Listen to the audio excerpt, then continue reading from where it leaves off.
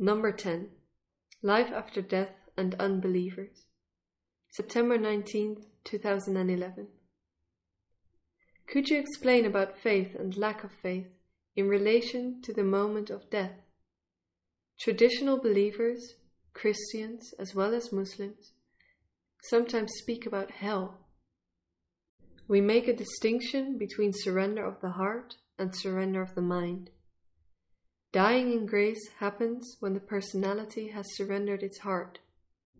Dying in faith happens when the personality has surrendered its mind. Thus, we can distinguish between 4 types of personalities that can pass away.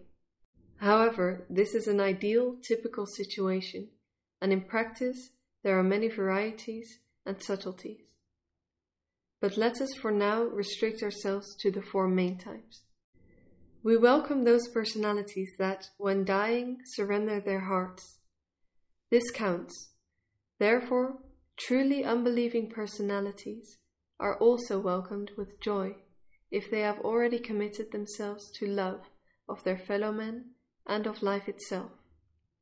For them, there will be a certain period of adjustment, as they were not at all prepared for the richness of spiritual life. But because their heart is in the right place, this adjustment usually proceeds successfully. Then there are those personalities that die in a state of mental surrender, meaning that they do believe, but that's it. They have not opened their hearts to life, to their fellow men, so we could say that they have lived without much love or feeling. They will be faced with quite an adjustment. This is scary, for they expect to be welcomed by God, Jesus, and/or Mary, or Muhammad, etc.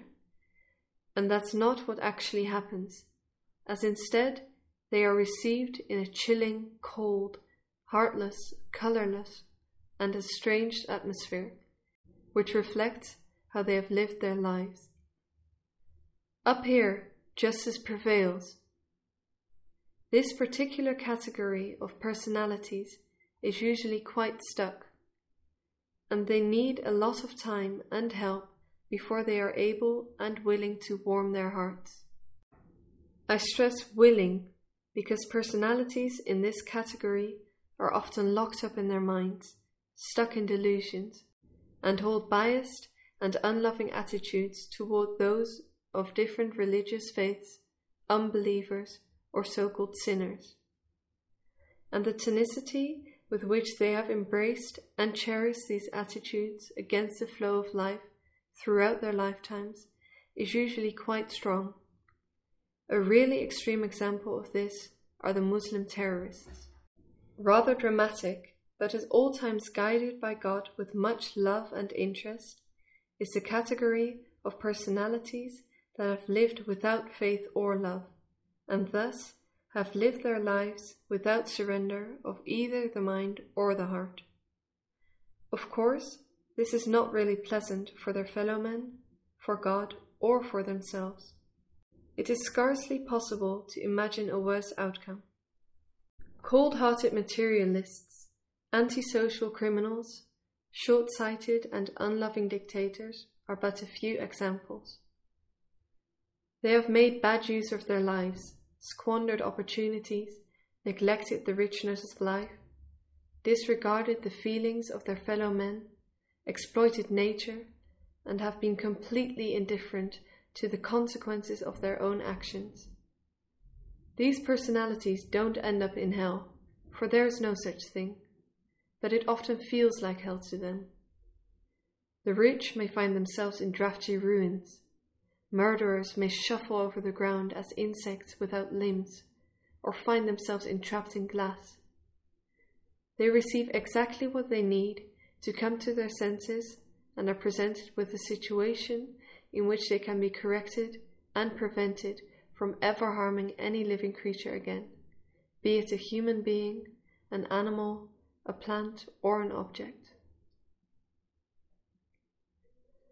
I want to emphasize that these conditions are always temporary and last only as long as necessary. Eternal realms of damnation and hell, being lost forever, eternal suffering because one has followed the wrong track on earth. All of these are indeed a senseless, unloving delusion concocted by man. As soon as these personalities are ready for understanding and change, they will receive every opportunity in the spiritual world to make up for everything they have done wrong. They will become happy in the end. As for the personalities that die having surrendered their heart and mind, and have therefore lived as such in love and faith, their passing over is a time of rejoicing for us in the spiritual world. Words cannot describe the radiant light of the realm where they will be welcomed. The joy of angels and their loved ones, of their soul and their guardian angel, the colors of their surroundings, the heavenly spiritual music, the tokens of honor heaped upon these personalities, and the joy they experience within themselves. These manifold joys are a true delight to behold. These personalities have been successful in all respects and can look back on a rich, though not necessarily easy, life. They have actually explored life's truths. Their passing on is joyful, loving, magnificent, and always accompanied by festive highlights in spirit. My blessings to you all.